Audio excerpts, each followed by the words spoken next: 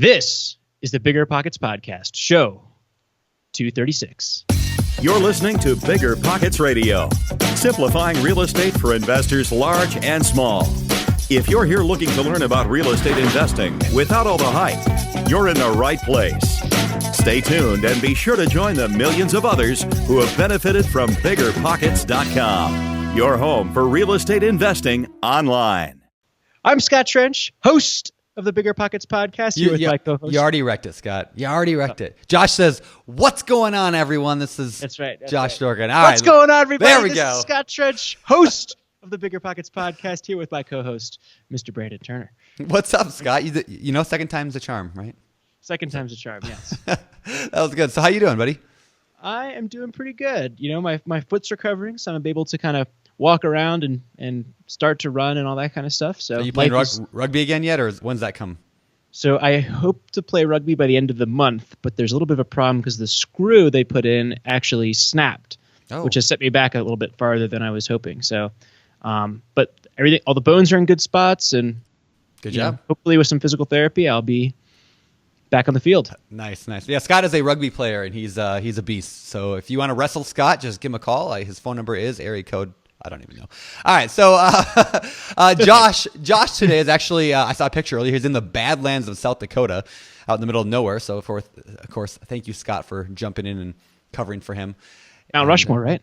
He was at Mount Rushmore yesterday, Badlands today, and I don't know where he's going tomorrow. I don't know. He's all over. He got RV, and he's doing his thing. So have fireworks behind the mountain.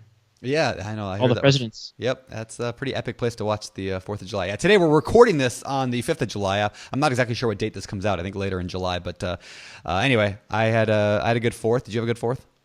I had a great 4th. We actually could see the fireworks right from my house. So me too. I actually sat in my hot tub and watched them out from my backyard. It was pretty fun. Always got to one-up me, right? I do. That's my goal in life. So, so today's show is amazing. I actually feel bad Josh didn't get to do this interview. This is one that I've been looking forward to for months now. This guy hit me up a while back via email and told me a little bit of his story, and I was like, this guy is legit. Let me just give you guys a quick sample of what we're talking about. I mean, he went from December of 2015, right, which was like a year and a half ago. He had $3,500 to his name. Last month, he profited over $400,000. He sent out 100,000 direct mail pieces. I mean, think of that scale, like that growth. That's what we're talking about today. Unbelievable. This guy built a big business in a very short amount of time, and it is incredibly impressive. Yeah, very impressive. Very, very motivating. Something, I don't know. You guys are going to love it. Whether or not you're trying to do one deal or trying to do 100 deals a month like he is doing, I mean, you're going to love this show. So listen tight for that, especially he talks a lot about negotiation. He talks a lot about just like the funnels that are involved, the need to run your business like a business, all this stuff. Very cool. The theme is, I think, underlying it all was he has built a disciplined, effective system for converting leads into profit. Yep. And it's and because he's done that so well, he's benefited from some truly incredible growth. That's true. We have to get to today's quick. That was so delayed, Scott. That was so delayed. Today's quick tip. Why don't you take it, Scott? Today's quick tip is if you are interested in hard money or private lending, go check out the BiggerPockets hard money directory at BiggerPockets.com/hardmoneylenders. That's actually mentioned in today's show as well. And there, as a borrower, you can see hundreds of lenders all across the country. And as a lender, you can go and advertise your business.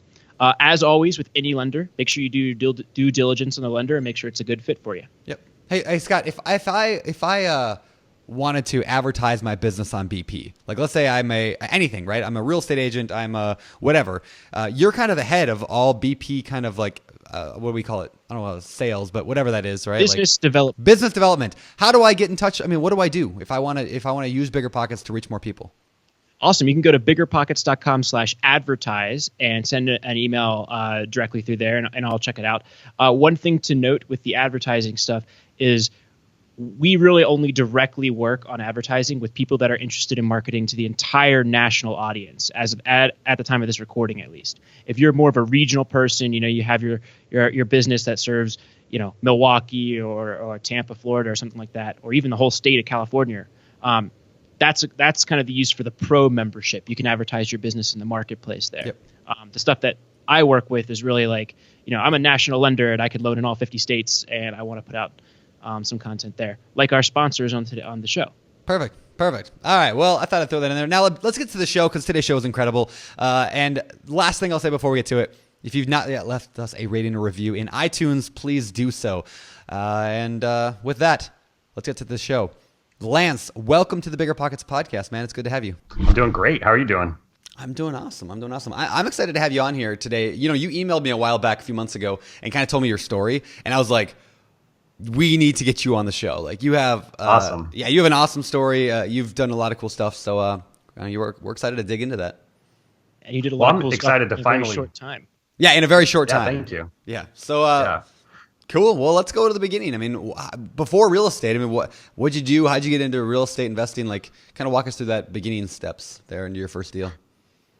Well, so the beginning, there's a few different beginnings. So I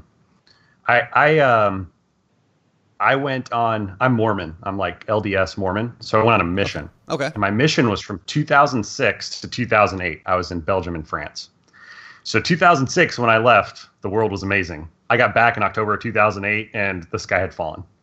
And so we found a house that was really close to the university that I was going to go to. I got back, I was 21, and was able to work out a deal on like a wrap mortgage type of thing. And it was great because it was a 6-bedroom, 4-bathroom home, like 2 units, an upstairs and a downstairs unit. And so I house hacked. I lived in one room. I shared it with another dude, rented it to him. Every other room was leased out and full, and the house was just packed with people. And I made like $1,500 a month, and I thought I was the smartest guy in the world, and paid the mortgage. All the utilities were paid. So it was like my first deal where I kind of experienced real estate and got to see what it was like to just have that income coming in. I lived, not in the best circumstances, but I was 21, so who cared, right? And so this was my first deal, and it really was came to me as a just kind of factor of the economy and the economic state of things at the time. So that was my very first real estate experience. That's awesome. It's funny, Scott, you and I always seem to be on the shows together with the people who house hack. This is like, I think, the third one now. Yep. That's funny. Yeah, because Scott's a big house hacking guy. I'm a big house hacking guy. And Lance, I didn't know you are, but you are too. That's awesome. And everyone seems to feel it was a really smart decision at the time. So something going on. Yeah, it definitely works. Yeah.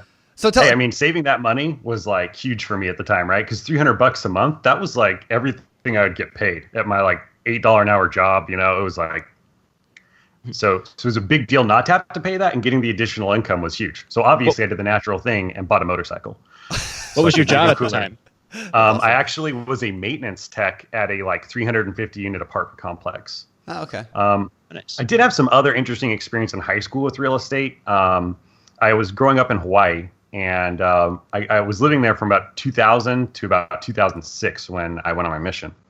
And so during that time, real estate in Hawaii went from, you could buy a home, like no joke. You can even look it up on county records. Like in 2000, you could buy homes on an acre in Hawaii for $95K. Like $95,000 got you 2,000 square foot home on an acre, gorgeous views, the whole deal.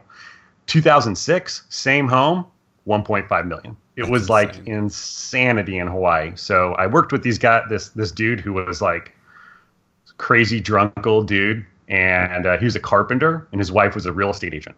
So she'd buy him, he'd fix him up, and they'd resell him.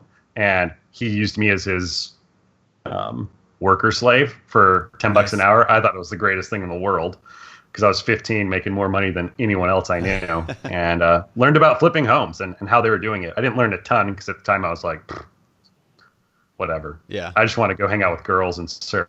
Yep. But I really learned about seeing them go through the process was really cool. And I knew it was like, I want to do this, but like, what do you do in college to do this? And that didn't really click for me at the time. That makes sense. It's interesting, like a lot of like, when I think of my early like high school, college days before real estate investing, a lot of like the little experiences I was in helped define like later, like when I look back, I'm like, oh yeah, that makes perfect sense that I was learning these little things here and there. But I never realized I'd be in real estate. So yeah, interesting. So, all right, so let's move forward. So you got your first house hack. What came next at that point?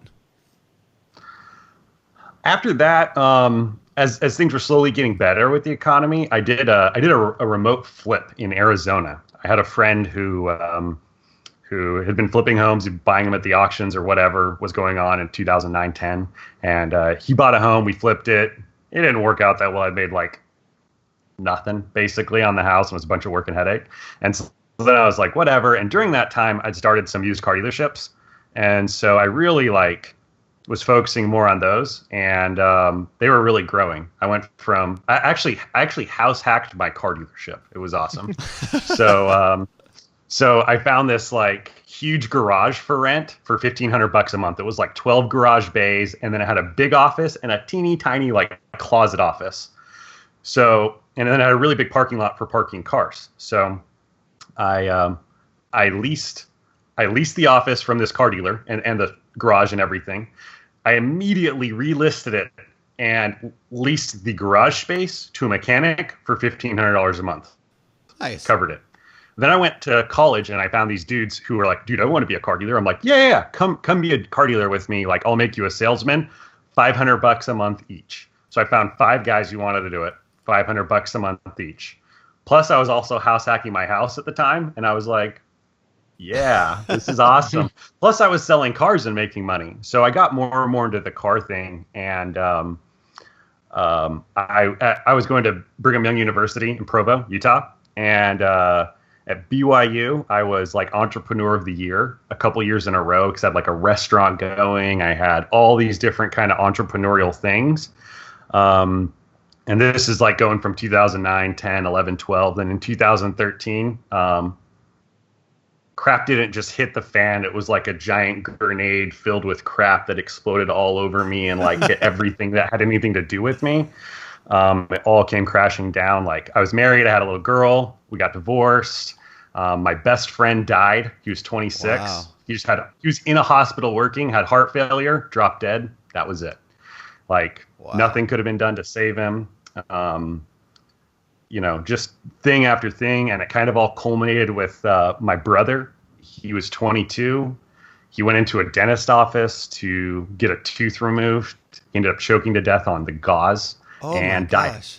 And so that was in about an 18-month period. When that happened, I had 2 car dealerships at the time, one in Nevada, in Las Vegas, and the other one was in Provo, Utah.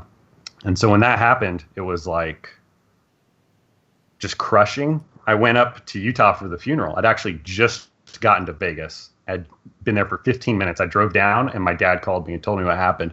So I got in the car and drove back. And my manager of my dealership in Vegas knew I was leaving. I guess he had decided to have an issue with meth at the time without me knowing, and stole every single title in my file cabinet, every single car, and went and sold them for cash and disappeared. Oh my God. The companies that give you like lines of credits for vehicles, they do inspections, and there's a bunch of cars missing. They're like, give us the money. And I was in Utah for like funeral, like all this other stuff going on, and didn't have the money. And so from having a ton of money and everything going great, it was rock bottom to like no joke, like people from the state level are like calling me, like trying to like not arrest me, but not good things, not good things. And so I did the natural thing and went and lived in my parents' basement in Hawaii for a while and just kind of hid, let things blow over, and tried to figure out my life again with like no brother and just all of this stuff going on. I knew I had talent and ability and could do things, but it all come crashing down. So it really hurt my motivation to like do more and to try again. I was like really broken. Yeah. So when that happened, since then everything's settled out. I've corrected everything. All that's been taken care of. And now during that, there's some good things that came out of it. About a week before my brother died, I met my current wife, and she went with me to Hawaii, and she like took care of me and helped me get through everything. And so after that had all happened, a buddy of mine who had bought a house in like 2010 or whenever the Obama like tax 7,500 deal was going on. Yep. He bought a house to get that, and it was it was a massive house, like 5,000 square foot house, biggest in the neighborhood. And it was literally around the corner from the house that I had bought in House Hacked.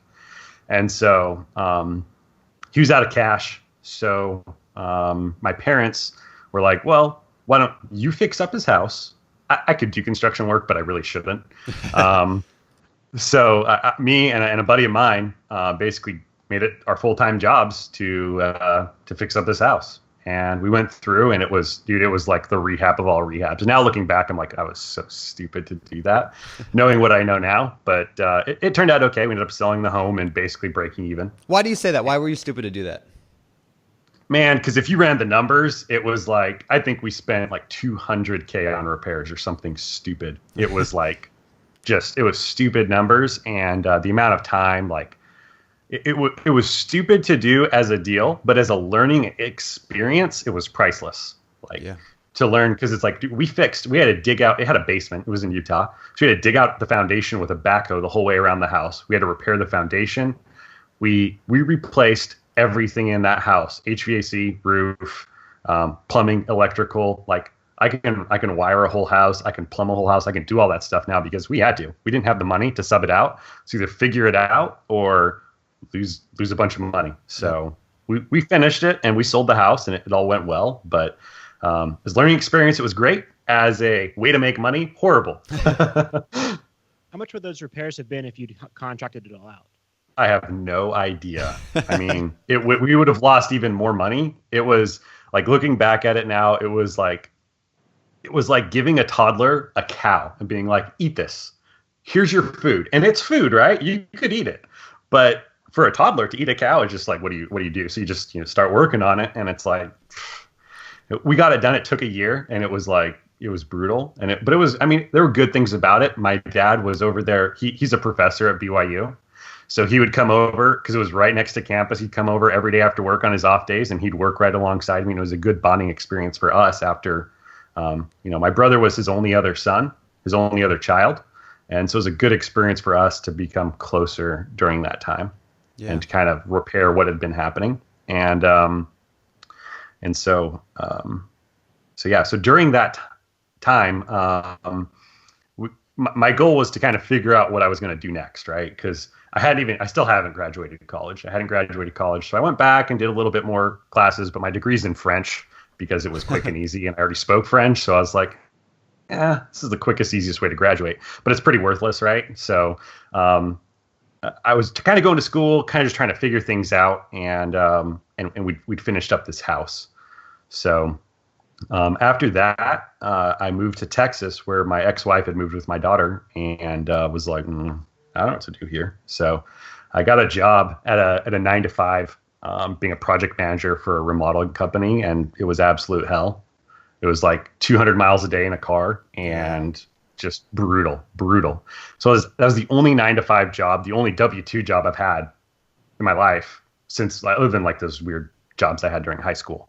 But since that I've had, and I was able to last a whopping 3 months until my second child was born. And I quit the day he was born, which most people would be like, you're an idiot, but whatever, we figured it out. So, and that led us to trying to do our own house flipping thing in Texas. And so I got started doing that, and we bought a little tiny house in McKinney, where the city I was living in, for $40,000. Spent another 45 or so fixing it up. And then we were going to sell it. We decided to turn it into a rental and we still have it as rental today, and we rent it for $1,350. And we bought that in very end of 2015, very beginning of 2016. So about 18 months ago. Wow. So everything we're going to talk about here in a minute, has happened in the last roughly 18 months. Everything for that I've been an actual real estate investor since I quit my job was October 3rd. It's 21 months because my boy just turned 21 months old. It's 21 months since then, but I didn't actually start doing this stuff until my first real deal, I guess, was in March of 2016. Wow. Okay. Wow. That's crazy. So in the last little over a year, let's fast forward to the very end and summarize up, and then we'll go back. How many total things have you done now in the past, roughly year and a half? Oh man. So I just looked, and right now we have 86 properties under contract. We're sending out like 125,000 mailers a month right now, and we've got 13 employees. I think last month we did just under 400,000 in sales, and that's like revenue from wholesale deals, not the total price of the sale of the home. That's like our net portion out of a wholesale or wholesale deal. That's our portion. It was like we did 400,000 last month. Wow. So it's been so. But first before I get into what happened, the 200 miles a day I was driving in my car, I discovered BiggerPockets.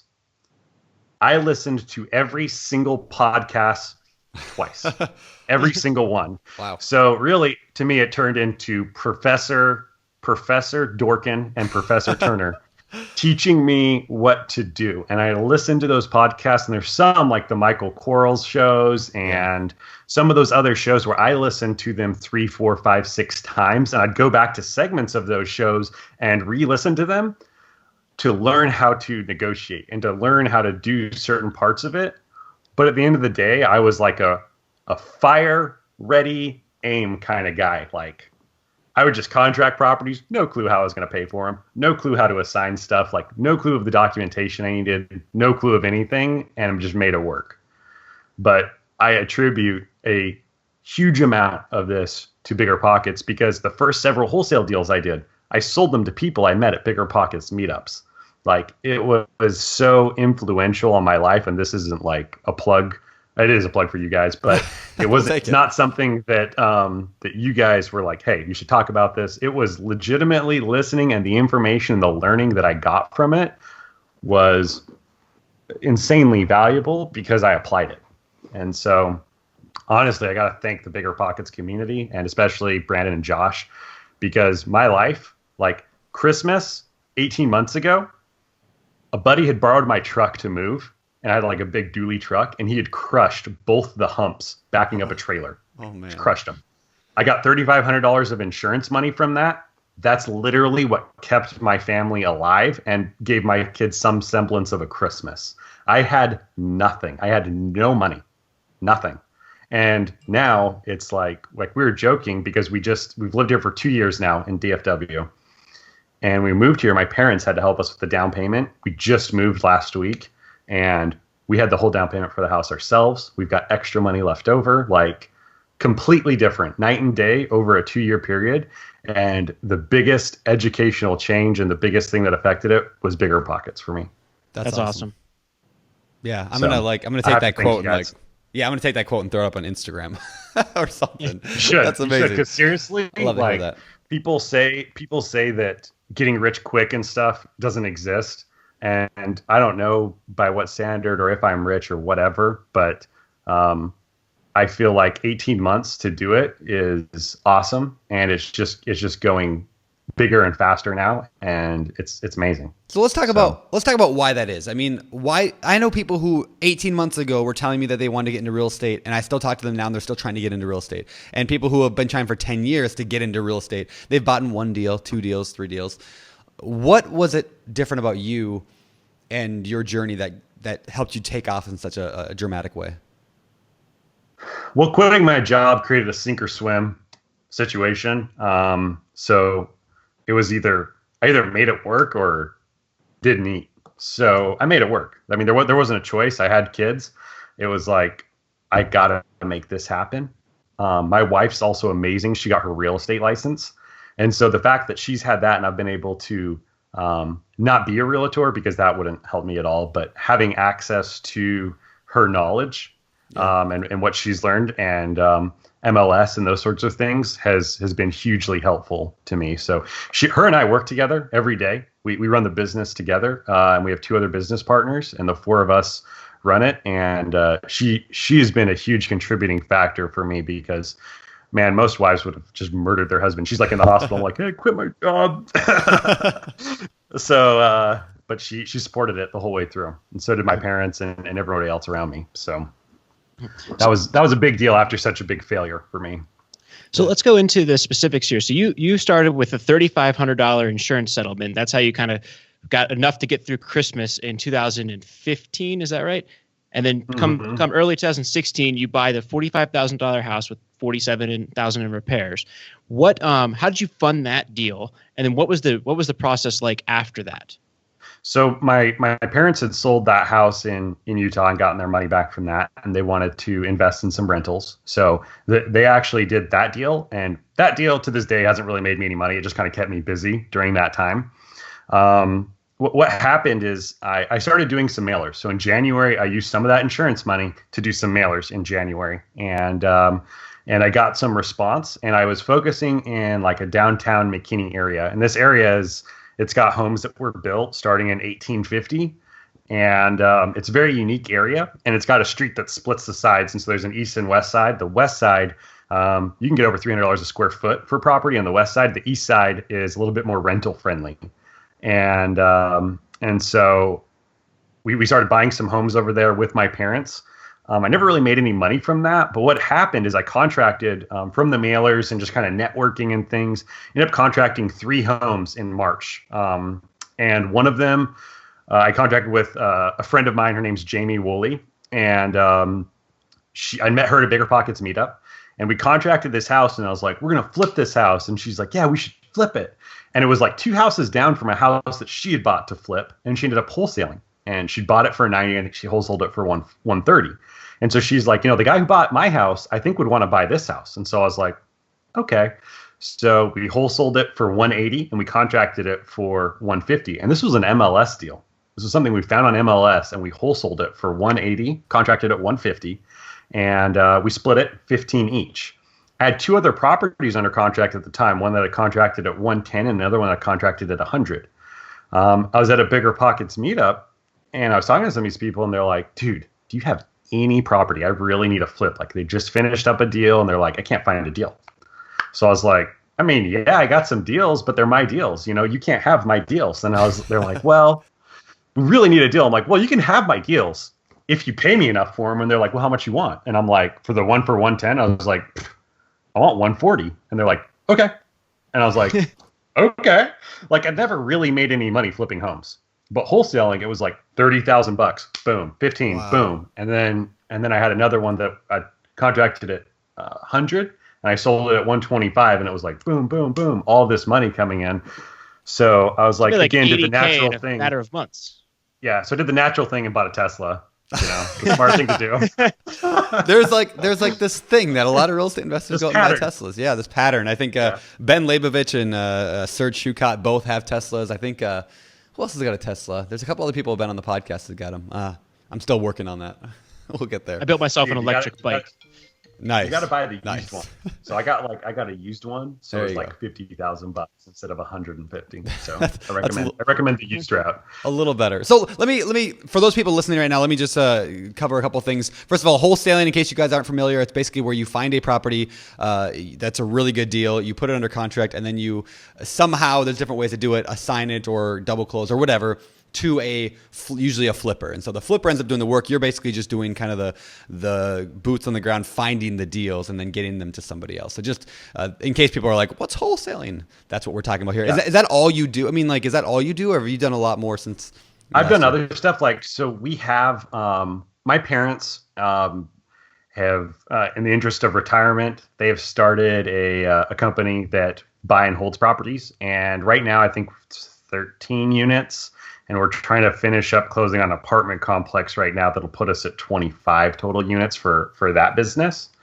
That's very separate, and that's like maybe an hour a week of my time. I mean, I don't spend almost any time on that. They're all leased. I've got guys that go in and do the rehabs, but the reason that it works so well is because we're buying them at the wholesale prices. So when we're buying stuff at 50, 60 cents on the dollar, those rental numbers are amazing. Versus when you go on the MLS and you're buying stuff at 90, maybe 95 cents on the dollar, it's really hard to make it work. And so there's deals we buy that are still hitting 2% rule because we're able to find those properties and contract them at such a good price. And being at 2% inside a DFW is like gold mine. Can you explain what 2% rule is for those who don't know? Yeah. So 2% is it's 2% of the purchase price. So this property, the example I'll give you is we bought it for 120. It leases out for $2,400. So $2,400 a month is 2% of $120,000. And the thing people ask me, people say to me all the time, they're like, I can't find a 2% deal. Should I not invest in real estate? What's your answer to that? Because they hear this 2% rule all the time on BiggerPockets. That is such a cop-out answer. I mean, in my opinion, there's 2% deals are everywhere if you're willing to find. I mean, okay, not everywhere, but they're there if you're willing to do the work for finding them, and you're willing to create the skill set in yourself to be able to negotiate and make those deals happen. Who in their right mind, tell me, Brandon, who would be like, hey, I got this 2% deal. Do you want it? Yeah. Would you do that? If you had a 2% deal, would you give it to somebody else? Not at all. You would keep it. Yep. So what makes anybody think that they can just be like, hey, I'll take 2% deals over here? It's like, no, you got to go out there and earn it. Go and find it and make it happen. If you wait for it to come to you, forget it. You're never going to get the deals. You got to go and earn them. Skill sets. I mean, before this, we were talking about the books you read. I mean, Brandon, I know you read a lot of books. I read a lot of books. I spend a ton of time educating myself. And that's what enables me to create a situation where I can get these deals that make money. Yeah. So let's go into that. How are you finding these deals? What are your tactics? What are the methods that you're using to find these deals that no one else is finding and put them into your rental portfolio? And marketing. We're spending about $50,000 a month on marketing right now. So having an agent look and scour MLS for you, that ain't going to cut it, in my opinion. You've got to do active marketing, and we have systems set up that create deals. I mean, we have people call in that are like, go to hell, never call me again, stop sending me this mail, how did you get my address? And then we somehow buy their home and make money on it. I mean, being able to take people in that position and put them through our process and have them sell to us. And there's obviously people who call in and they need to sell, and they've got a situation. And so we help them and resolve situations for them. So to answer your question, marketing, I mean, we spend a ton of money on marketing. And then when a lead comes in, our ability to capture those leads, like we answer calls live, none of this voicemail crap, like everything is done correctly as to how I can learn to do it from the people who are the absolute best in the business. I've studied exactly what they do and applied. And during 2016, I'm not a guru guy, but during 2016, I spent over $200,000 on education. Wow. There's a BiggerPockets education, which took me and got me started, and I understood everything, and I did some deals. I took the money I made from that deals. I did buy Tesla, but I spent a ton of money also on education. I mean, and this isn't guru weekend workshop crap. This is partnerships with people who are adding value to me and my business. This isn't like $30,000 and I sit there and I'm like, I'm not getting anything from this. When I get out of this, I won't be able to do a deal. This is like, hey, your company does my marketing. I will answer the phones and I will convert the leads, and you will teach me how to do that better while you're doing my marketing, and I'll pay you a premium to do my marketing. That was one of the partnerships I set up. Another partnership I set up was teach me your process from when you start thinking about doing marketing through when a deal funds and closes and everything in between. And I did that with them, but I had to split every single deal I did with them for 6 months. I mean, it was very costly, but now I have a process that is my own, and I've taken the best things I can find from other places and created this process that works. And it's been great. Well, I want to dig into that process a little bit. I mean, like, let's start with marketing. I'm assuming you're talking about direct mail marketing. Earlier you said 100,000 pieces a month, $50,000 a month. Is that that's crazy amounts of money? Mm-hmm. How did you scale to that? I mean, I want to dig into a lot of your direct mail stuff, but how did you scale to that point? I mean, what was your first? How many did you send out at first, and how did you get to sending 100,000 pieces of mail?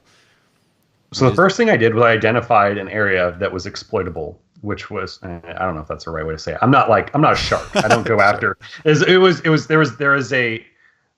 People were missing stuff in the market because the cost to essentially build new in DFW, obviously it depends on the quality of the build and things, but it's like $65 to $85 a square foot to build new. And there's these properties you could buy for $100 a square foot, and then when they're rehabbed, you can sell them for $200 a square foot. And to build new is $60 to $85. So there's this money left here in this area of McKinney. And so I started just working that area, and I made that like my area. Like I knew every street. I knocked on doors. I talked to homeowners. I did everything I could to get deals in that area. And when I got them, I used that money and spent it on marketing. It was like always going back out and marketing, but that small area, because it was a small area, I was able to focus in that area.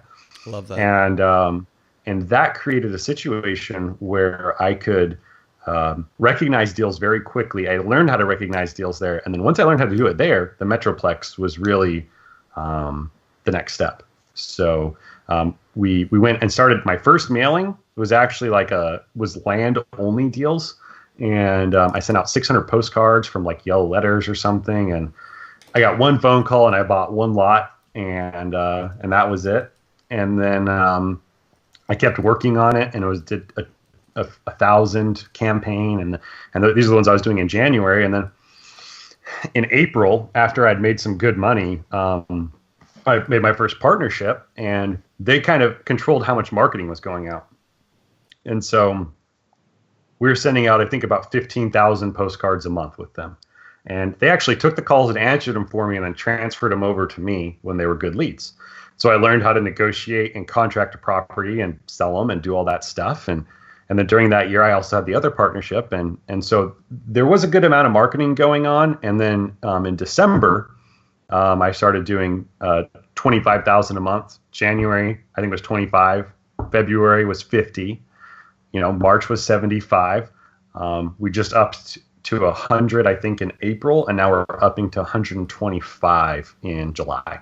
That's just insane. And those are 125,000 postcards a month. And so the biggest thing that's holding us back right now is my ability to quickly train people to fill the positions, quickly but effectively train people to fill the positions to take all the calls. Like that's our biggest problem is we've got so many deals. Our problem is managing them all. It's not finding them because they're there. Everyone else is just too lazy to go and find them. No offense to anybody else in DFW. It's so. So I got a question here. How many homes are in the Metroplex? Lots. I think a couple million. I know that number, but it's between 1 and 2 million.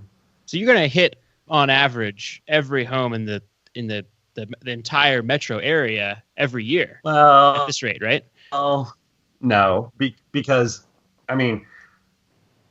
So a rich guy like Brandon, he goes out and buys his home for cash, right? I mail him a postcard and I'm like, hey, Brandon, sell me your home for 50 cents on the dollar that you just paid cash for it. What's Brandon going to say? Nope. Right? So your list, in my opinion, wholesaling, it all starts with your list. Mm-hmm. And the only proprietary thing about wholesaling is how you acquire your list. And the list is extremely important because it's where it all starts. You need to be able to find these people that have these situations that they can't resolve. Like we've done deals where we had to pay an attorney. So this guy's in jail for life. He murdered a 96-year-old woman, and this dude is blind. So even if he needs to sign off for us to sell this house. So it's like I send him the paperwork. He can't read it, right? It has to be notarized. The notary can't notarize it if he can't read it. So we had to pay his attorney $500 to drive out to his jail in Florida, not in Texas. And we had to find that attorney, and then we had to convince them to do it, and then we had to pay them to do it, and they actually had to go out and do it, and we had no clue if he would sign the paperwork. He's crazy. He was a murderer. Like, he's crazy. And he went out there and signed the paperwork. And it's like, that owner of that property, they had hired a real estate agent, put that on the MLS. What agent is going to figure out how to do that and solve that problem for that person? None of them. And what agent's going to take $500 out of their pocket? And this is on a house we bought for $13,000, right? So your agent commission is like $300. Yeah. Or whatever. It's nothing. So there's a place in the market for us, and we are specifically targeting people who have these problems on the titles of their home because that's something we can recognize. And so we're very specifically targeting these people, and when they call in, we understand how to show them that we can help them.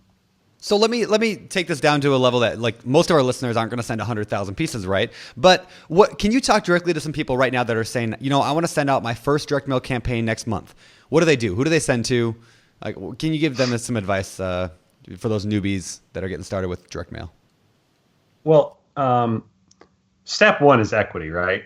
If they just got an FHA loan for a property, they put 3% down, and they get into a situation where they need to sell, and they just bought it a year ago, probably ain't going to happen. Like, there's no equity in there. They bought it on the MLS. They used agents. That's not happening.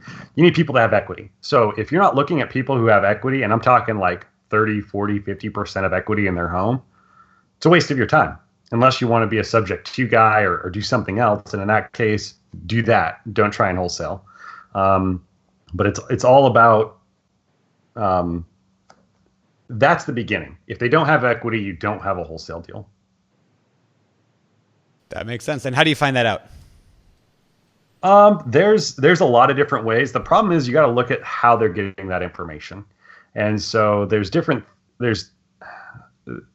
tricky things, and it gets even trickier in non-disclosure states. And Texas is a non-disclosure state. So states like Hawaii that are not non-disclosure. So non-disclosure is when they will make public information how much somebody paid for a home. And Hawaii makes that complete. And I say Hawaii because I know Hawaii. They'll disclose that for you. In Texas, you have no clue what anybody else paid for their home unless they left that information on the MLS. And so figuring out that equity percentage is difficult, and you really need a lot of experience with doing it. And I'm not really an expert on how to do that. We do it, and my knowledge of exactly how we do it is rather limited. Sure. So, is that because, I mean, you hire other people, essentially companies, or you partner with people to do direct mail? And I think there's a lesson to be pulled out of there, right? Like, you don't have to do everything. Like, there are companies that will do direct mail marketing for you that will help you with the marketing thing, but it's going to cost you, right? So we do our marketing. I'm sorry. Okay. We do our marketing, but we don't do our lists. So we have someone else do our lists, and it's easy as that. So we just found somebody that works well with us, and so that's how we do that portion of our marketing. Okay. It seems to me like another part of this is when you first get started, your list was smaller, and perhaps I'm venturing to say that is maybe a little bit more targeted than it is today. And would you say that part of that expansion of growth is because your systems in closing these deals and finishing the transactions out has improved, enabling you to kind of widen your funnel? Is that absolutely?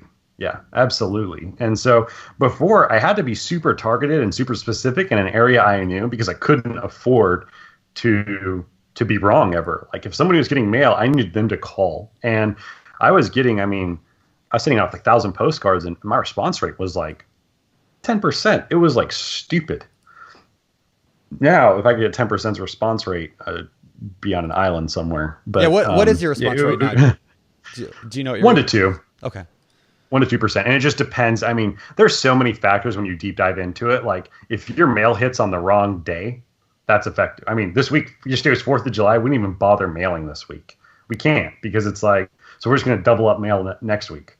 Because this week, it's like, man, if we market, first of all, mail's not going out every day. There's all these factors. And so it's so touchy once you're really doing it at scale. But one of the keys is just understanding how people are going to receive that, and then repetitivity, being repetitive. So those are things that work really well for us.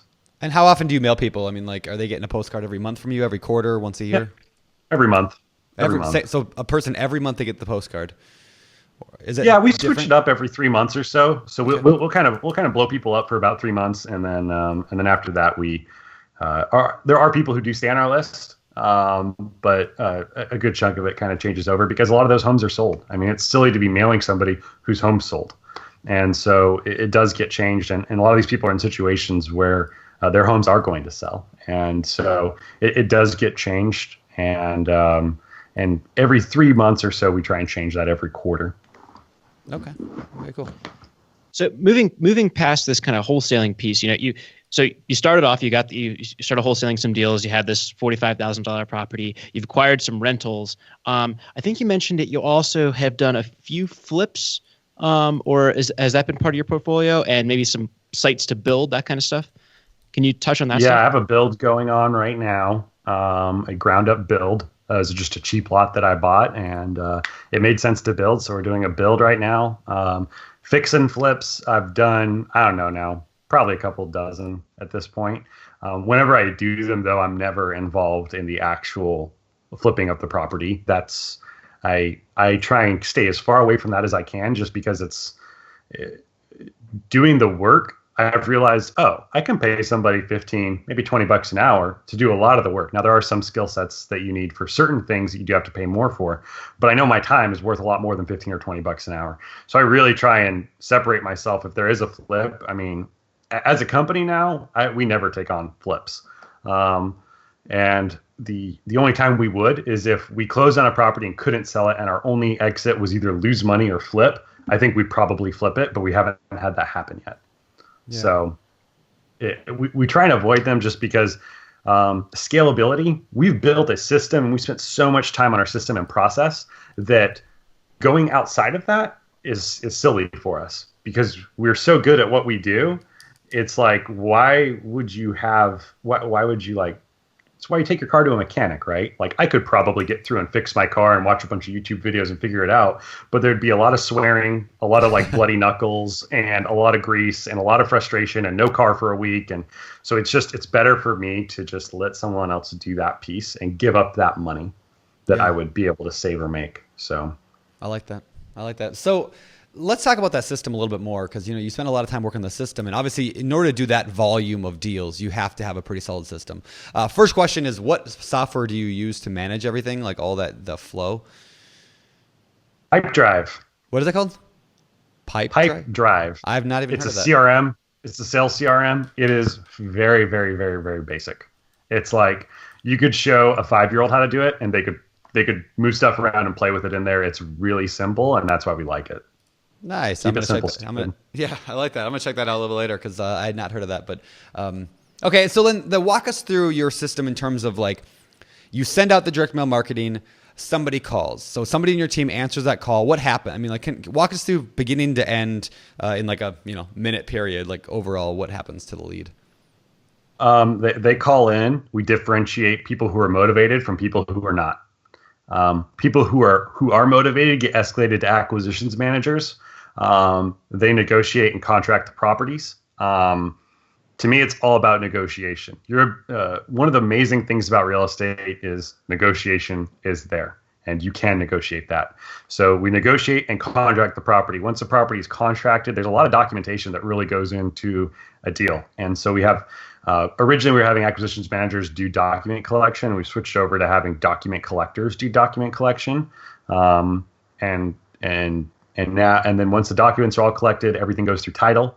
Once the property clears title, because that's a huge thing when you're wholesaling, is marketing a property before it's cleared title is opening yourself up to look like an idiot.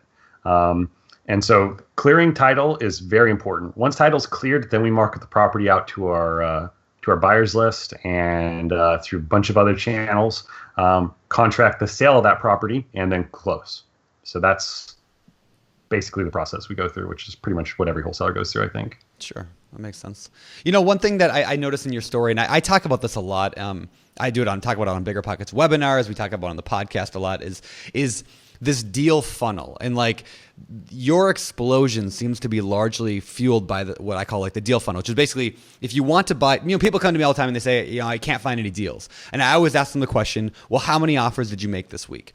And they're like, well, I didn't make any offers this week. Okay, well, how many deals did you analyze this week to find out how much to offer? Well, I didn't analyze any deals. Well, how many leads did you get in this week? I saw some on the MLS. It's like a pretty basic 4-part process that everyone has to go through. They get leads, they analyze them to determine how much to pay for them, they make an offer of how much they can pay and negotiate that, and then they get the deal. Would you agree with that assessment? Like, at its core? Expand. No. Tell me why. So the reason I wouldn't agree is because you don't analyze a process to see what you can pay for it. That's silly. Okay, tell me what you do.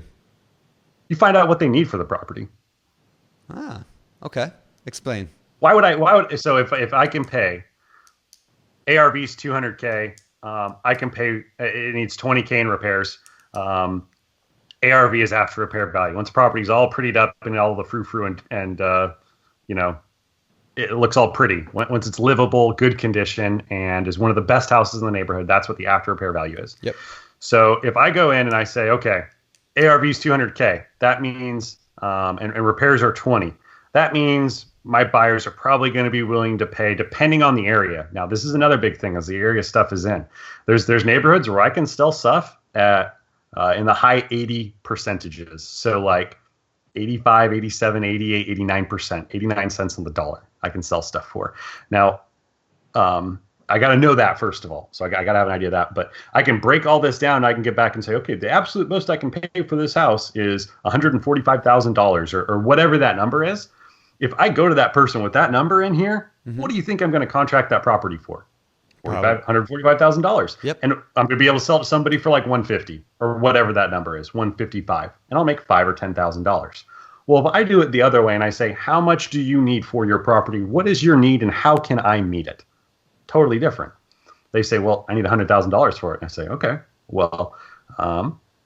And then we work towards that and making a deal that works. And so I would argue that the lead comes in, you discover their need, then you analyze the property to make sure you can pay that much for it, then you contract it. I like that. And I like that you're calling me out on that. You know, you want to dig a little deeper than what I was saying. So that's good. So you mean, and I think a lot of it's a mindset thing. Like you said, if you go to a property knowing you can pay a certain amount in negotiation, it's almost like you're at a weaker position maybe. Or, I mean, I think it's good to know, but like if you naturally know that you can pay 145 and still make a profit, like I probably wouldn't negotiate down to 130. I'd probably negotiate to 145 because in my head, I know that that's all that's where it makes sense. So yeah, it's an interesting way of looking at that.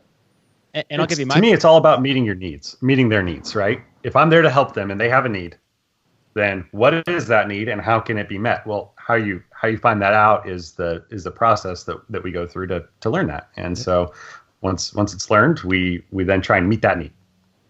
And I'll give you my perspective as kind of, a more fledgling investor. I've got 3 properties here, 8 units, and it doesn't occur to me to think of like, oh, what is their need? This is completely new to me, the new perspective on this deal flow process, because my deals, I look at through the MLS and I find them and I'm buying them kind of semi-passively once a year. And it's just not in my head to think, oh, what does this person need for the property? Well, what they need is their asking price or somewhere around that, right?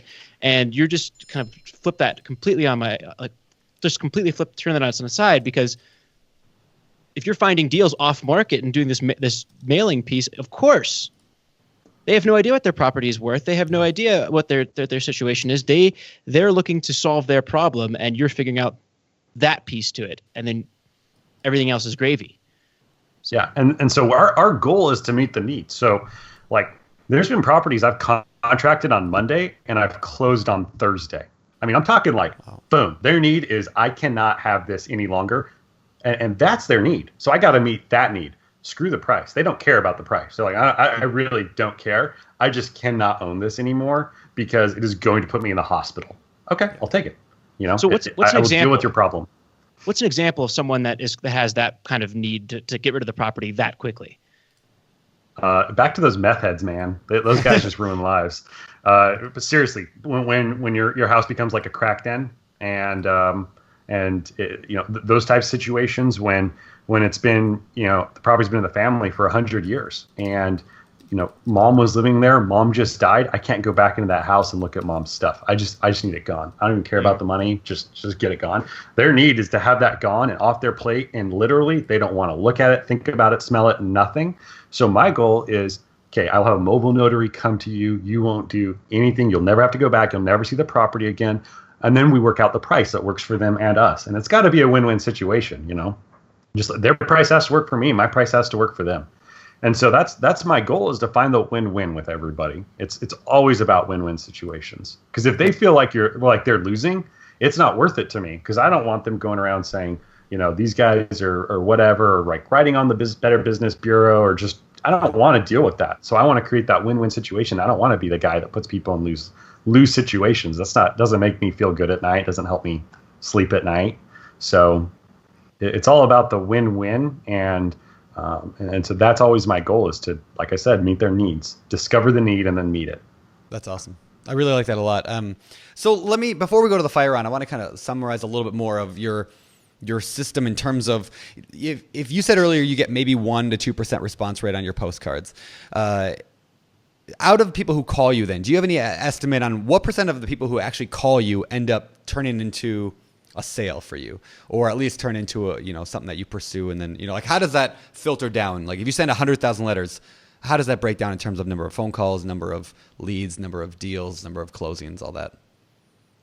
So 100,000 postcards go out. That's going to result in between 1,000 and 2,000 phone calls.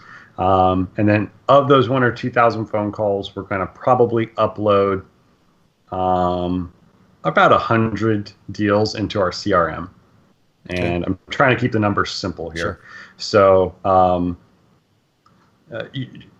from that 100, we'll probably contract 10, and we'll probably close 9. Okay. And then what's your average profit on one of those? Maybe that's a little low, actually. We'll probably contract 25 and close 22 or so, and our average profit's about $22,000 a deal. Wow. And how many months have you doing this? The 100,000 started around April, right? Or am I off there? That was March 2016. You started sending 100,000 a month. March 2017. Okay. So yeah, our growth is very so right now we're effectively in about 25% of the Metroplex. So we can increase this times 4, what we're doing right now inside DFW, and then we're gonna have to go to another market. Wow, that's awesome. That's and incredible. Again, I just love to see. The reason I asked that question because I love to see that funnel work out. If you spend this much, I'm a marketing guy at my core, and so this applies to almost every business in the world. Is you just work it through that funnel and you find those percentages. And if you can it's all about the efficiency of your funnel. Mm-hmm. That's there's the funnel, but if you've got training and employees and going back to meeting needs, finding your employees, because I can't contract that. I can't take 1,000 phone calls and then contract these deals and then sell them. You can't do that.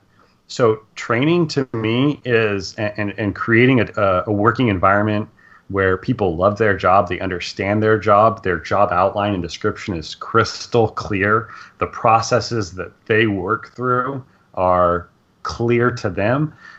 That training and creating that environment where people want to come to work, they want to meet goals, they want to deliver for you, for their own self-worth, and then also to feel like they're contributing to something larger than themselves. That's really what creates an effective funnel, because Brandon, you can send out 100,000 postcards and you can get 1,000 phone calls in, but if you don't know how to negotiate and work that lead, you can end up with 1 deal a month. Yep. Or you can end up with 50. It's all about I think our busiest week, is 3 weeks ago, we contracted 33 properties in 1 week. Wow. It's because our process works. My people know exactly how to do it. And I know how to be a mentor to those people and how to encourage them and elevate them to more than they would be on their own. And so going through that and getting in there and learning what their needs are, understanding and empathizing with them, doing those things as a leader to them, rather than just saying, this is your job, do it or you're fired and I can replace you tomorrow. Yep. Creating that camaraderie and that drive is really, in my opinion, what sets us apart. And the other thing that sets us apart as wholesalers is this is our business. It's not like I'm doing this on the side and if something comes from it, cool and whatever. This is my focus, and my goal is to be the best at this thing, not to just get by, not to just, if I can get a deal or two a month, that's cool. That'll cover my expenses and I can go on a trip or something. That's not the goal. The goal is to create a business and treat it as a business. Everything is run like a business, very like a normal medium-sized business. It's not a hobby. Yeah. And so that's another huge key is how efficient can you make your filter? Because it is a giant filter, but the efficiency of your filter is what sets you apart, because you could spend $50,000 a month on marketing and someone else can $50,000 a month on marketing, but who can get the most return for those marketing dollars? And how does your system affect that return? Yep. And how do you learn how to do those things? as a marketing guy, like I'm a big believer in tracking those numbers. Like for example, just like if you're listening to this right now, you don't have to memorize all the numbers I'm about to say, but like let's just say, for example, you sent out 100,000 letters and you got the low end, you got only 1%, so you got 1,000 phone calls, and out of them, let's just say you put 10 under contract. And out of those 10, you only closed on 5 of them because 5 fell through the cracks. And then out of those 5, you made $5,000 a piece. You've now made $25,000. But you spent 50 just to get those postcards out. So now you're losing money. But if you improve just each step of that funnel and ask the question, how do I go from 1% to 2%, or even 1% to 1.2%, or 1% to 1.5, and you increase that up to, let's say, 1,500 phone calls. And then you would say, okay, out of those 1,500, how do I improve the percentage of people that actually put their house under contract? How do I train my team better? How do I do better negotiation? How do I, who do I talk to get better at negotiation? And you can get that up to, let's say, 20. And then out of those 20, let's say you figure out how to close 18 of them. And instead of making $5,000 a piece, you're making $20,000 a piece because you've increased your negotiation. I mean, you're going from making no money to making $300,000 or $400,000 on that spend just by taking each part of your funnel and tweaking it and asking, how do I get this better? And that applies to every business in the world. Man, I talk to people who own like cleaning businesses. I'm like, okay, well, how many people know about you? How many phone calls do you get? How many of those contracts do you get? Out of them, how many of, like, what's your average cost per contract? Let's just look at the 4 or 5 parts of your funnel and ask, how do we get each one of these, or the most important parts, up a little higher? Mm-hmm. And there's being able to do that makes you successful at business, not at real estate. And the thing that a lot of real estate investors miss is real estate is a business. Yep.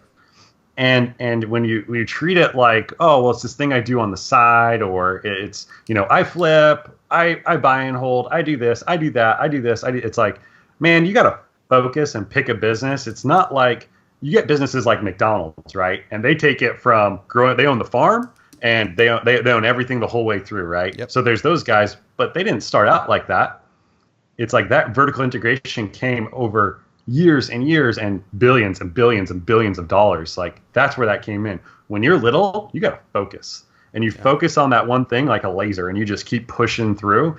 And then once you're really good at that thing, you could add something else. So like for us, maybe once we're really good at this, we also do private money lending. Or maybe we hire crews and construction managers and we do flipping.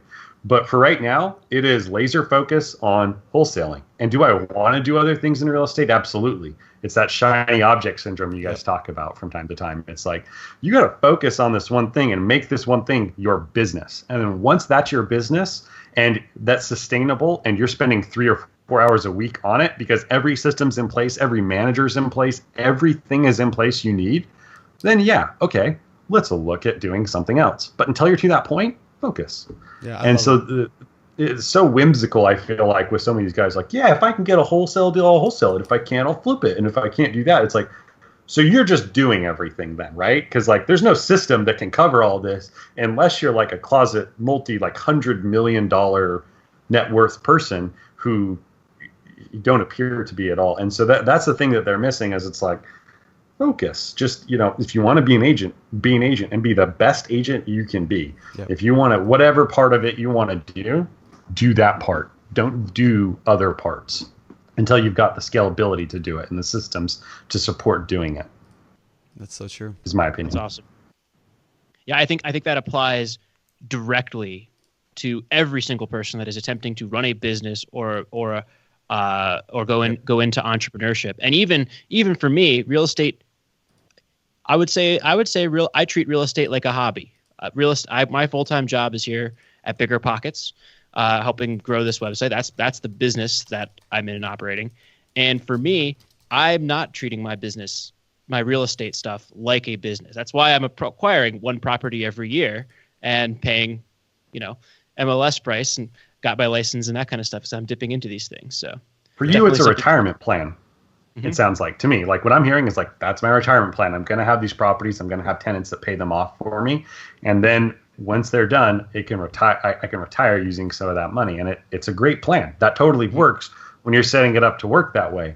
But if you want to make money in real estate as a real estate investor, and have that be your income, it has to be your full-time thing, and you have to focus on certain things. And the big mistake I made at first was like, oh, flip this one, we'll buy and hold this one, we'll do this, we'll do that. And I just kept focusing and focusing and focusing. And now the growth is like so rapid, like we can barely keep up. And it's because we're so focused and we've learned how to do what we do so well. That's cool. So where are you headed? I mean, last question before the fire round. Where are you headed next? I mean, how big do you want to scale this business? I mean, are you getting the financial freedom that you want? I mean, when's enough? Can you talk to that for a minute? So we were talking about this last week. We're thinking a few different directions, and we want to see the time commitments that all those mean, because we've discovered that the biggest, how do I say this? The biggest, the most valuable thing we have is our time. And money, we can make more money, but time, you can't get more time. And so we're trying to manage our time as carefully as we can, and we're just not sure of the amount of time and that it's going to take to open another area. So we've thought about going into other markets with this wholesaling because we have a process that works. We know that now. We know our process works, and it's always getting better. And because it's always getting better, it's always working better and making even more money. And so we need to figure out if we want to take that process into other areas and grow it, keeping our focus laser focused and adding more areas to it, or if we want to take another approach and go more broad. So more vertically integrating things, like rather than selling all of our properties, we'd keep 3 or 5 a month and flip those and do 60 flips a year or something like that. We can go that route and stay in DFW, or we can go scaling the business we're in, and half of it is a time thing, the other half is a boredom thing. We got to keep it interesting and keep passion there. And so I'm not sure which direction we're going to go right now. Okay. We will pick a direction, but our goal right now is to get it to that point I was telling y'all about. Was we need to be in that 3 to 5 hour a week position where we're not working more than that. And then we'll really look at, okay, are we going to go to the next market, or are we going to move into flipping or something else? And so we decided we're going to figure that out when we get to that point. Awesome. Sounds like you've given yourself a good problem. Yes, that's a good problem. I can't complain about that problem. Awesome. Well, let's shift gears here a little bit and head over to the world famous fire round. It's time for the fire round.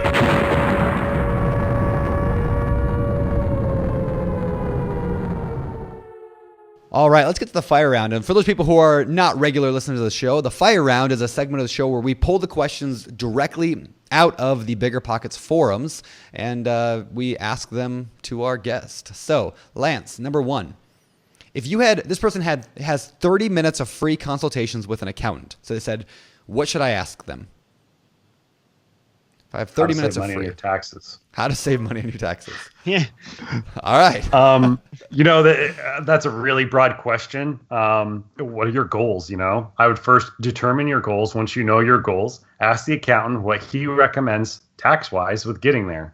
If he's not a financial planner, if he's just a tax accountant, focus on how he can save you money on taxes, how you can adjust money in different areas, and what tools you can use to reach whatever goals you've decided you have. So I'd 100% know your goals before you go in, be able to explain those goals quickly and clearly, and be able to explain where you're at quickly and clearly, and then say, here's where I want to be, here's where I am, how do I get there, and what tools can benefit me, and what do I need to know about those tools before making a purchase or selling assets in order to protect those assets. I don't know. That's not really my ballpark, but that's what I would do if I was going into a meeting. But I'd also just probably pay the accountant whatever I needed to have whatever time I need to have whatever advice I need to further as much as possible. And that to me is a big deal. Like having a really good attorney, really good accountant, really good financial planner, 100%, 1,000% worth the money. So I would pay them so I have more time, would my, short answer. All right, there you go. I like it. I think that's great advice, and I think that applies to all these different fields. If you go in there and know nothing about accounting or finance in general, and then and say, what do? You're pay a lot of money for some very generic advice. So I think there's also a component of, hey, know at least enough to ask intelligent questions for your so true. counsel. Yeah. So true. So the next question here is, hi, I've currently started marketing for wholesale deals and received a lot of great deals, but I'm hitting a wall, building my buyers list. I try to make all the meetups, and sometimes my work schedule conflicts with them, but I know that there's other wholesalers who have bigger buyer lists than me. What are some strategies I can use to build this? Buy a bigger buyers list.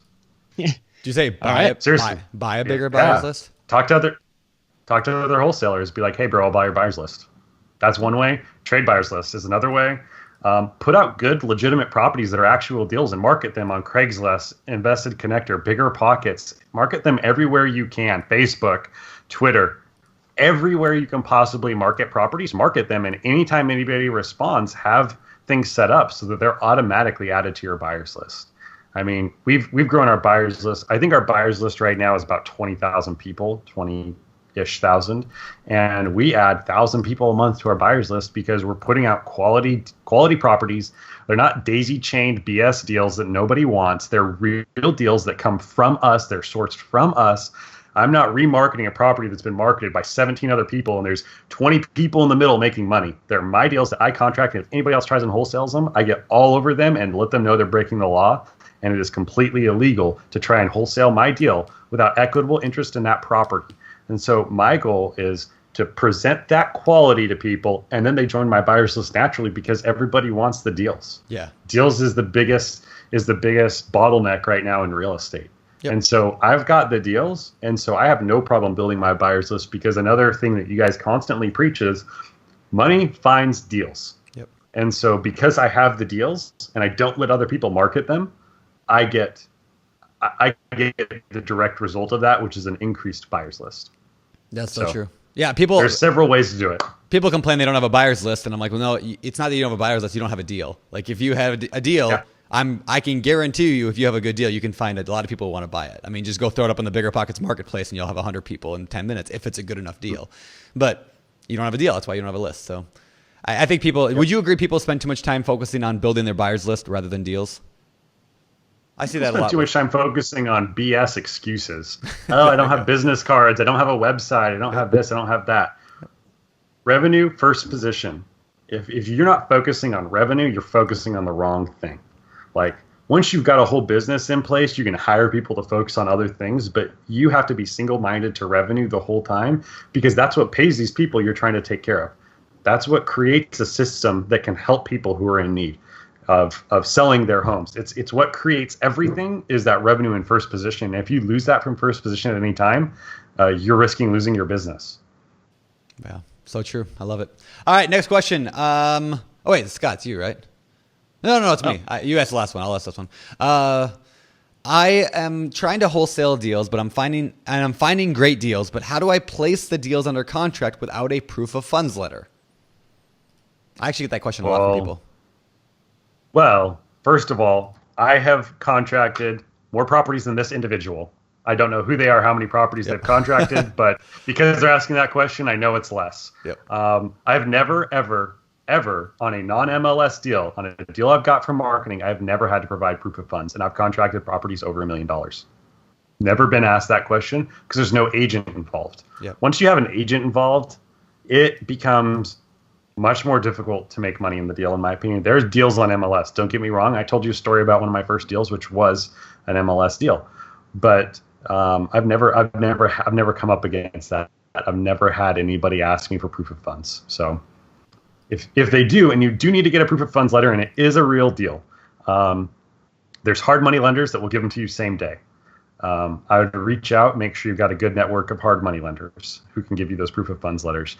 Private money is an even better way to go. If you can find private money investors that will get a bank letter that they've got those funds and those funds are guaranteed to you upon closing of the property, that's another good way to go. Very cool. And of course, we have a hard money lender directory on BiggerPockets. It's free to go to. Just go to biggerpockets.com/hardmoneylenders, and we try to compile every hard money lender in the country we can find. There are hundreds and hundreds of them on there. And I know Scott Trench has has been leading that for the last couple of years. And Scott, you've done a really good job at that. Absolutely. So. Yeah, nice plug. Yeah, there you go. All right. Last question of the fire round. What is the best way to find contractors in this busy market? Do trial and error. There's all these like secrets, like what's his name? Jay Scott. Is that his name? Yep. He's like, go to Home Depot at 6 a.m. Yep. You know, I've had good and bad contractors. I've had, and I don't have a good method. When you do find somebody that works, though, my advice is take care of them, because you're going to spend a lot of money on the wrong guys, and that money is going to be lost, and you're going to get burned.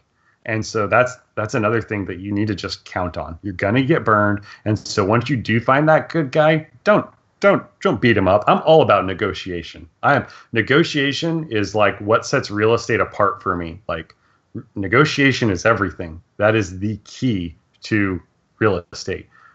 But your contractor, in my opinion, that's one area where if they're being outlandish, I'll call them out and I'll be like, come on, man. Like, let's be legitimate. Like, we both know that it doesn't cost that. But otherwise, I just try and pay whatever they're asking, unless it's really crazy, because they've gotten me out a lot of jams, and finding that person that's good, that's worth keeping around is so expensive and hard that just once you got them, take care of them.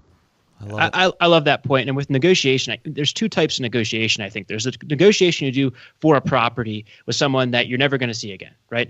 You know, you could afford to kind of work really hard on the details of that if that's material to the numbers in that property, right? But then there's the other type of negotiation is with these long-term folks that you're working with, you know, repeatedly over many months or years, and you do not want to be known as a tough negotiator in that relationship if that's a mutual benefit. So there's kind of that back and forth there. You want to have that good thing going, I think, in certain types of relationships, and of course, you know, defend yourself in others. Yeah, I would take it a step further, and I'd say there's negotiation where you're negotiating to create a deal so you've got a win-win situation, right? There's that type of negotiation, and that should always be the goal of negotiation. When you're doing negotiation with the contractor to create a win-lose situation, that's when you're going to get yourself in trouble. Worth anybody. It doesn't have to be anybody. When you're trying to create a win-lose, so you want to win and the other person wants to lose, I've been on both ends of that negotiation, and either side, you don't come out feeling good after. So I try and always avoid that now. I've made that mistake and I've learned from it and said, okay, I need to win-win negotiate every time. And if I can't figure out how to create that win-win, there's no deal here. And so that I totally agree with you. There's those long-term relationships you want to maintain. But at the end of the day, whether I'm never going to see somebody again, they're still, you know, a human being that's got real problems and things they're trying to deal with. And I still need to make sure that I'm not putting them in a loose situation at the end of that negotiation. Yeah, that's awesome. Awesome. I love it. All right. I know this is fire round, but one thing I want to just kind of point out on this is when you get really good at negotiation, like if you read after Michael Coral's podcast was like 87 or something, like 83, where he like does his his Jedi mind tricks where he's like, you will sell me this house, you know? and there's people commenting and saying, you know, that's unethical and I don't feel good doing that and that sort of thing. And it's like, it really is kind of like I've heard that when you're like a black belt martial artist, it's like your hands are like weapons. And so if you use them in a bad way, like, and commit a crime and hurt somebody, you're held to a higher standard. I feel like it's the same thing with negotiation, because literally all day, every day I negotiate. And so it's like I'm becoming a negotiation ninja. And so I can use it unethically at times if I want to, but choosing to not do that and to put myself in a position of, I could make an extra $2,000 or $4,000, but in the grand scheme of things, that doesn't matter. What matters is that these people feel like they're treated fairly and it's a win-win situation. If you're not doing that and you're trying to use things to your advantage to create a lose situation for somebody, you suck. Like, that's all I got to say. That's not cool. You know, it's not right. So I love that. Yeah, that's very cool. Well, I feel like I want to spend forever talking about negotiation with you now, but we'll have you back on the show sometime soon and talk about negotiation. But we got to get over we got to do a negotiation battle between, like, you got to find the best guys and just do idea. Like negotiation battles. And because I would love to negotiate with like any of these guys that are amazing, because there's some really good guys you brought on the show that I'm really impressed with what they say and how they say it. I would love to see if I can throw down with them. Let's talk to the highlight of my year. Let's talk to Mindy about making that a thing. We do a whole show just on negotiation, a whole podcast episode, and bring in 3 or 4 guys. That would be super fun. All right, that would be super fun. Okay, we're gonna make that happen. So we'll tell Mindy. But let's head over. I call being on that podcast. I totally dibs that. My idea. I get to be on it. Okay, you'll be on it. All right, let's head over to the world famous Four. You like that? Oh wow, that was pretty impressive. All right, the famous like a dying cat. Yeah, that's exactly what it was. All right. The famous 4. These questions are the same 4 questions we ask every guest every week. And because you've listened to all the episodes of the podcast, including some of them multiple times, you've heard these hundreds of times. So number 1, Lance, what is your favorite real estate book? Okay, caveat on this one. Okay. I read this before Donald Trump was president, or before he was running for president, okay? It's Trump-Style Negotiations by George Ross. Phenomenal book. If you, Brandon, you're saying you want to up your negotiation game, I do. Read it, then reread it, and then reread it 5 more times. That book, I wouldn't put this on my like 4 list, but another great book. And I think you mentioned on the podcast a few weeks ago with Joe Fairless that you're reading Crucial Conversations. Yep. So combining Crucial Conversations and Donald Trump's Trump-Style Negotiation book, or George Ross's Trump-Style Negotiation book, those two those give you the tools to negotiate that you need, in my opinion. And then, but Trump-Style Negotiation is all about the huge deals that Donald Trump has done and little tiny things in negotiation. Like George Ross was Donald Trump's attorney, and someone's calling him, like he calls somebody, they don't answer. Then they call back, he doesn't answer. He always wants to be the one calling them, because he always wants to have his A game ready when he's doing that negotiation. So it's like, that's a really small thing. But when you actually do it and practice it, and you've got your numbers laid out in front of you, you got your data, you got your comps up, you got everything that you need to be on top of your game in that negotiation, that one little thing can be tens of thousands of dollars different for everybody in the outcome, because it's all there and you're ready. If you got kids in the car and you're answering your phone, there's kids crying in the background, and you're trying to do that negotiation, you're already toast. So that book has been amazing. That's fantastic. Nice. So that sounds to me like that those might have been real estate and business books there. Do you have any other, the second question obviously is favorite business book. Do you have anything else to add to that? Business book? So my favorite business book, Multipliers, is my favorite business book. And it's all about creating, helping people to become more than they know they can be. And being the person in the room that helps people to have growth and to love their job and to get as much out of them more than they know they had. And then another book that I would say is also crucial to small businesses and the type of people who listen to this podcast is Traction. That's another great book that can help you with organizing your business and setting up the systems and procedures you need. Cool. Awesome. Very cool. All right. Next question. Oh, Scott, you. What hobbies do you do? What do you do when you're not building huge real estate businesses? Man, I've got a 2 and a 5-year-old, so those are the hobbies. We go boating a lot. We love going out on the boat. There's no waves in Texas, so surf boat in Texas with a nice little like waist high wave behind you is about as good as it gets. So we do that a lot, and then travel. We love traveling. We try and go at least 2 or 3 times a year somewhere fun and travel. So those are kind of my kids, family. And travel and boating, I guess. Very cool. All right, my last question of the day. What do you believe sets apart successful real estate investors from all those who give up, fail, or never get started? Self-discipline. Hands down. Having the self-discipline to grind out and do whatever it takes to make it happen, that is what it's all about, because at the end of the day, it's how disciplined are you?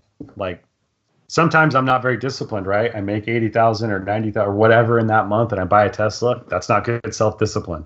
Having a self-discipline to reinvest that money and only pull out money and do things, it's so deep to me. Like, there's what's his name, Miracle Morning. He was on this show. That book is amazing. Yeah, that book is amazing. Having the self-discipline to wake up at 4 or 5 in the morning and do those things every morning, and not just for a day or a week or a month, but for years. Like, that's the other thing. Going back to what I did, the biggest thing that I changed when my son was born, I quit my job, is I started waking up that day at 5 a.m. every morning and doing the miracle morning every morning. And my vision board is almost completely realized now, 18 months later. Like, it is, having that self-discipline is everything. Like, oh, it's 5 o'clock. I want to be done working, but I've got 20 more calls to make, and I'm going to grind those out and do them because I have the self-discipline to do that. It infects every facet of your life, every angle of everything. It's all goes back to your self-discipline. How much do you want it, and what are you willing to do it, and how disciplined are you to get there? Can you force yourself to do what is needed? And if you can't, that's why you're not being successful, is because you haven't cultivated that self-discipline in yourself. I love it. That's awesome. That's fantastic. Where can people find out more about you? BiggerPockets. I'm on BiggerPockets. I was pretty active at one point. I'm less so now. I'm also on Facebook and LinkedIn. And you can call me, 469-301-2354. You if sure you've got you wanna do something, I'm sure I want to do that. If you got something to add, you want to buy deals with us, DFW is arguably the best market in the country to buy deals in right now. Yeah. The growth and whatnot that is occurring in DFW is incredible. And you've got appreciation, and you can find on the MLS, you can find 1%. You can even find 2% if you're willing to go into the war zones in DFW still. I mean, and we're talking 3-5 minutes from from Dallas and South Dallas, like downtown, like $100 million buildings, 3 minutes away, 2% deal. Crazy. Yeah, I put together this market index every year about like the best top 50 metros that for investors, and it's basically a combination of before expenses, cash flow versus purchase price, so 1 or 2% deals, that kind of stuff, and then appreciation and price.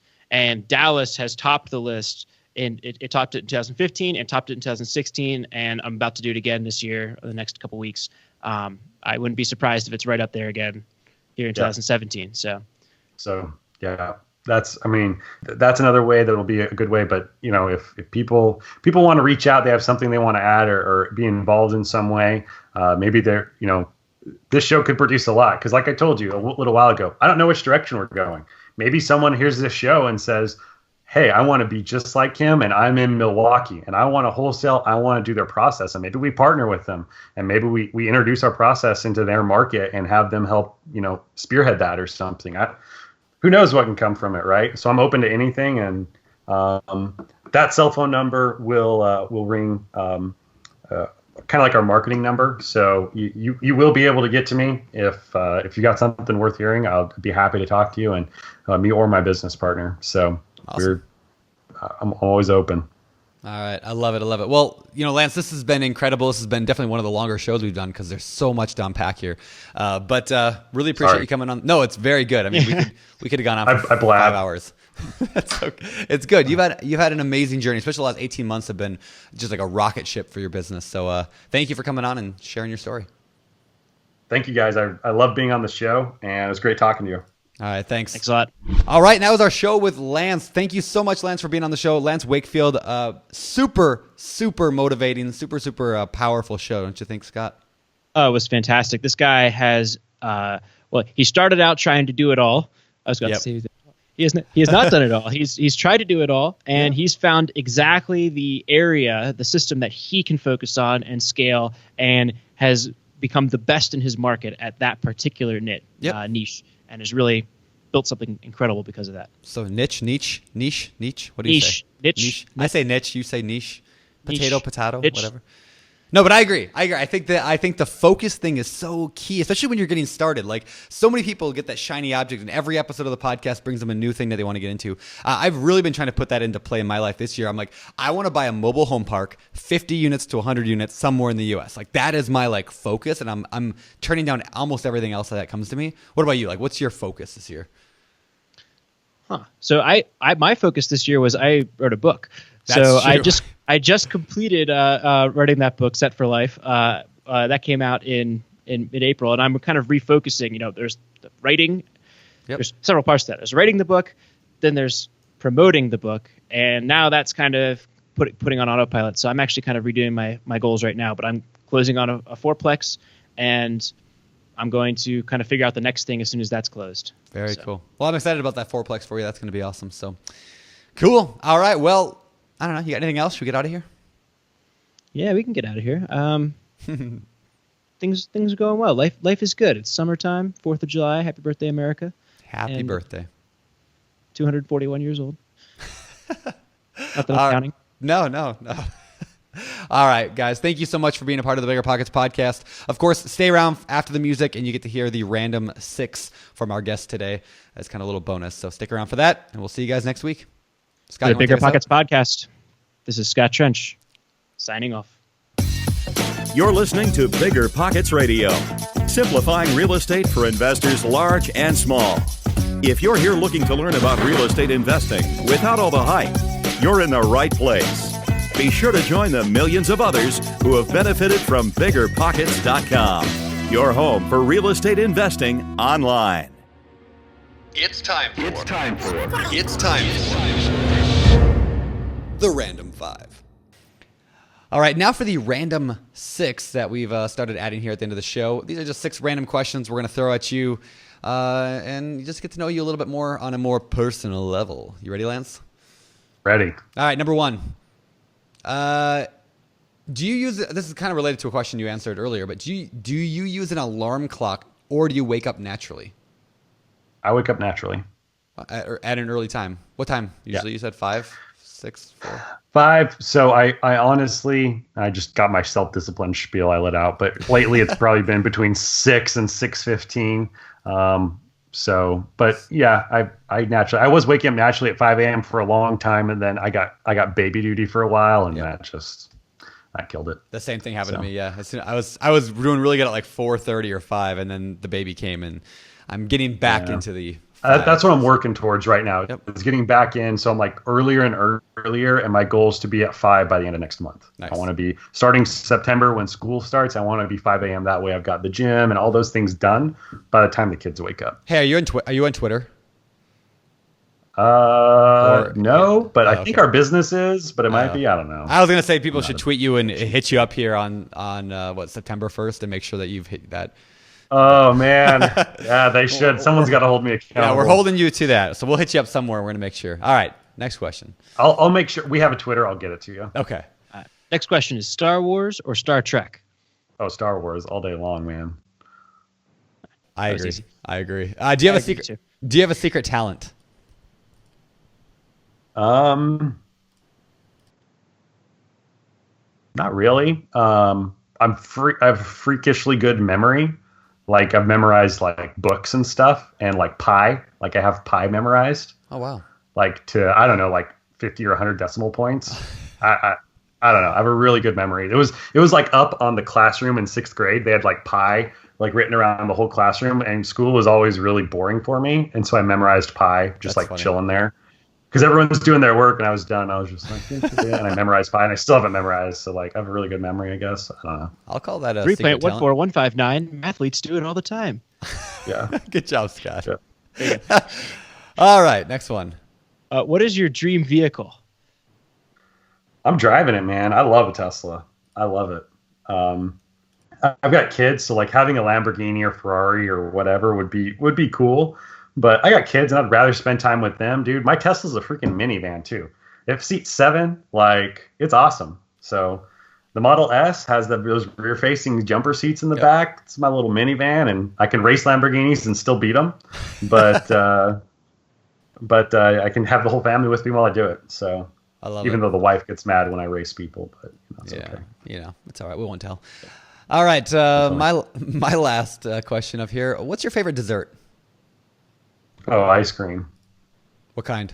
And specifically speculoos ice cream. It's amazing. I never had it. I've never heard of Speculoos is this, it's like a Biscoff biscuit. I think they give them on like Delta or American Airlines or something. Yeah. They're these kind of like ginger snap biscuits, and they're a really big thing in Belgium. Delta does it because I get them. Yeah. I fly Delta a lot. Yeah, Yeah, and so they have that like in an ice cream where you can buy it at Trader Joe's, and that ice cream is just on point. That is the deal right there. So I owned a restaurant in Utah, and I went to Italy and was trained in making gelato by like Italian professionals. I had like a $40,000 gelato machine, and I could make the best speculoos gelato, but I don't have a $40,000 gelato machine anymore. So Trader Joe's is the best thing. All right. Last question, Scott. If you could choose any time period to live in, what would that be? I feel like now is pretty comfortable, and I like that. But in the spirit of the question, it'd be pretty cool to be alive during like World War II, like the Greatest Generation. I think there's a lot of really cool stuff that happened. If you're born in like the 1920s and kind of seeing all that, there's a lot of really cool history that I would appreciate. Cool. Yeah, I always think how amazing it would be to like be born in 1920 and die in, let's say 2010. Like that life, like the transformation from that to that, like it's unbelievable. I mean, like unbelievable. Like yeah, my grandpa's 96. He's still alive. He was born in 1921. Yeah, and it's crazy talking to him. Like. Yeah. He's like, yeah, back when he was in training in San Diego, and he's like, yeah, I could buy a house for $10,000. And I was like, I can't afford that. It's on Coronado Island in San Diego. And I'm like, $10,000? Like the same house is like $4 million now. I'm like, oh my gosh, that's crazy. So it's been a ride since then. It has just the contributions that people made in those years to bettering the world, especially are fantastic. It's amazing. Yeah.